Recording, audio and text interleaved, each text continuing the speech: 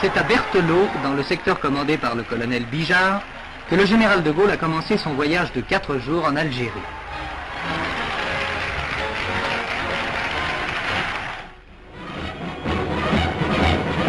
À Saïda, le président de la République a passé les troupes en revue, parmi lesquelles le commando Georges, composé uniquement de musulmans et en grande partie de félagas alliés. De secteur en secteur, le général de Gaulle était 2 jours plus tard à Tébessa, à l'autre extrémité de l'Algérie. En effet, ce voyage, le chef de l'État avait voulu le consacrer dans les zones opérationnelles, aux soldats et aux populations regroupées.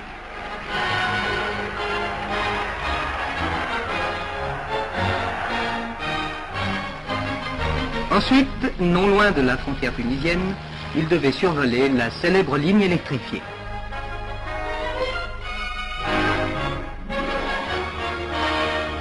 Pacification, autodétermination, telles semblent devoir être, à la fin de ce voyage, les lignes directrices de la politique algérienne. Ces images, c'est Saïda, une petite sous-préfecture d'un département d'Oranie. Une petite sous-préfecture qui bientôt va devenir une préfecture. Et Saïda, cela a été la 3e étape du voyage que vient de commencer en Algérie le général de Gaulle. D'ailleurs, le général de Gaulle, que voici, il arrive. Donc c'est la 3e étape de ce voyage que commence le général de Gaulle en Algérie. Après s'être posé à Thierville, il a rendu visite à Berthelot, un lieu où existe un centre de regroupement particulièrement moderne, particulièrement bien monté, et le voici à son arrivée ce matin à Saïda. Il est 11h45, le général de Gaulle a un peu de retard, et la foule s'était massée très nombreuse, elle attendait, vous le voyez, il est entouré du lieutenant-colonel de Bonneval, je ne cite pas les personnalités par ordre de préséance, mais par ordre de vision, donc le lieutenant-colonel de Bonneval qui essaye d'ouvrir un chemin au général de Gaulle. Vous voyez le colonel Godard, responsable de la sûreté en Algérie. Tout à l'heure, vous pourrez voir sans doute M. Paul Delourier, délégué général du gouvernement en Algérie, le général Chal, commandant en chef, et le général Gambiez, qui est responsable militaire de toute l'Oranie, du groupe département de l'Oranie. Voici bien une petite fille qui s'approche, elle n'a pas peur, elle ne pense pas au protocole, elle pense simplement à dire bonjour au chef de l'État, et cela est charmant. Voici maintenant le général qui a pris place sur la tribune qui est formée en demi-cercle, qui est bordée en demi-cercle par une dizaine de garçons des commandos qui portent des oriflammes portant comment pourrais-je me dire, les mots d'ordre de ces commandos. Et le défilé commence. Il y a 3 commandos qui sont particulièrement connus. Le commando Georges, qui est uniquement composé de ralliés, de félagas ralliés, et le commando Cobra et le commando Maurice. Le général de Gaulle est immobile dans un strict garde à vous. Il salue ces garçons qui marchent d'un pas souple en chantant des chansons de guerre, en chantant des chansons de marche, mais de ces chansons où malgré tout l'on peut retrouver une trace de jeunesse, de fraîcheur, des chansons qui disent simplement aux femmes qui les attendent, à leur mère, à leurs fiancées, à leurs épouses, ne t'en fais pas, nous reviendrons, la guerre un jour se terminera. Armement moderne, casquette à la Bijard, bien sûr, puisque le colonel Bijard est le responsable du secteur, le patron du secteur, tenue de combat, et la foule applaudit, la foule apprécie beaucoup ce défilé. Les anciens combattants, groupés autour de leur drapeau, autour de leur fanion, le colonel Bijard, qui serre la main d'un officier, le colonel Bijard, rappelons-le, et porte la cravate de l'ordre de la libération. Le général de Gaulle inlassablement serre les mains, il pose à chacun les mêmes questions, comment ça va, est-ce que vous êtes content, est-ce que vous avez quelque chose à me dire. Les enfants bien sûr sont ses préférés. Les journalistes et les photographes s'affairent, il fait frais, le ciel est légèrement gris, et c'est dans un enthousiasme absolument extraordinaire que se déroule cette visite à Saïda. Voici maintenant la mairie, une mairie de briques roses, avec un toit de tuiles grises, c'est bien dommage que la télévision ne soit pas en couleur. Le général de Gaulle pénètre maintenant dans l'hôtel de ville, il passe entre une double haie de gardes républicains en grand uniforme, et le voici qui pénètre avec sa suite sous les voûtes. Bientôt il va apparaître au balcon de l'hôtel de ville, et la population est là. Que dit le général de Gaulle? Eh bien, il dit simplement ceci, il dit « Je veux vous remercier de l'accueil que vous m'avez réservé, cet accueil, cette confiance. Surtout, vous le manifestez au moment où de graves problèmes se posent. Mais j'ai confiance en vous, et merci, vive Saïda, vive l'Algérie, et vive la France. Puis, le général de Gaulle et sa suite se sont rendus dans le camp du commando Georges. Pourquoi ce commando Georges? Eh bien parce que, je vous le disais tout à l'heure, ce commando est uniquement composé de félagars alliés, et c'est ce commando qui est la pointe, le fer de lance de l'action contre le FLN qui est menée dans ce département sous l'impulsion du colonel Bijard. Pensez, quelques chiffres vous expliqueront peut-être mieux l'effort de ces garçons. Pensez qu'en 6 mois, plus de 400 rebelles mis hors de combat, un nombre incalculable d'armes de guerre récupérées, dont 6 mitrailleuses. Ces félagars alliés, ces félagars qui ont accepté la paix des braves et qui ont compris où était le droit chemin, ces félagars sont bien sûr, ces anciens félagars sont bien sûr une arme absolument bien rodée et absolument terrible, car tous connaissent les méthodes, le terrain et la façon de contacter les bandes rebelles. Le général de Gaulle décore maintenant quatre garçons du commando Georges. Regardez ces visages empreints de fierté. C'est le lieutenant-colonel de Bonneval qui, derrière le général de Gaulle, lui tend les insignes et lui précise le nom et les qualités des récipiendaires. Le général de Gaulle passe maintenant au troisième garçon qui est un sergent, vous le voyez. L'épingle sur la vareuse, sur la tenue de combat, une décoration. Et maintenant, c'est l'heure, sans doute, c'est l'heure de la prise de contact amical plus détendue avec les officiers et les sous-officiers du commando Georges. Voici sous détente. Sous détente, le général de Gaulle, nous reconnaissons aussi le colonel Bijard et plusieurs tenues camouflées. C'est l'heure du thé, je vous le disais bien, c'est l'heure de la détente. Des jeunes filles des environs sont là qui tendent au général de Gaulle, à monsieur de Louvrier que l'on reconnaît, quelques boissons. Dieu qui connaît nos cœurs sera fier de nous car nous avons su mériter la paix des braves. Cela, eh bien, c'est la devise des garçons du commando Georges. Le général de Gaulle remonte dans sa voiture, une DS décapotable, nous reconnaissons monsieur Guillaumat, un drapeau qui flotte au vent. Le commando Georges, peut-être le symbole de cette action menée contre la rébellion.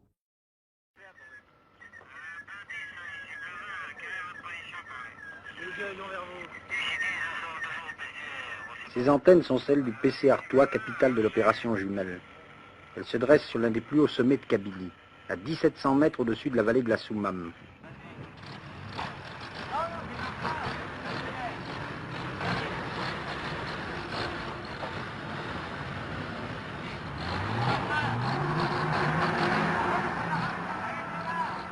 Rien ne manque, ni les avions, ni les hélicoptères, ni les camions, ni les blindés.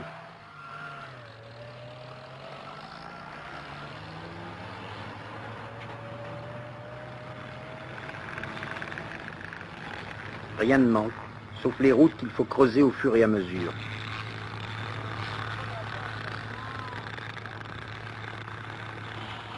Les camions ne manquent pas pour transporter les hommes, et ce sont les hommes qui souvent doivent les pousser. Finalement, c'est sur les hommes seuls que pèse cette guerre, car 30 000 félagars ont imposé leur guerre primitive à 400 000 soldats d'une armée moderne.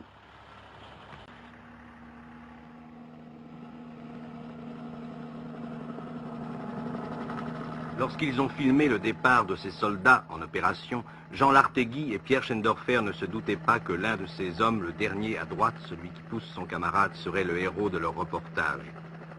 Ce soldat, ce soir, est dans le studio de 5 colonnes à la une. Pendant que vous allez vivre son histoire, lui va la revivre.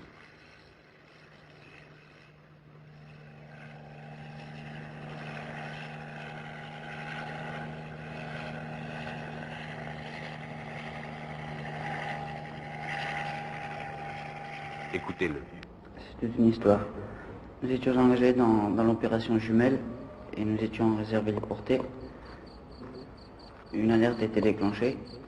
Nous avons été téléportés 10 minutes après sur un piton environ à 7 km du PC Artois.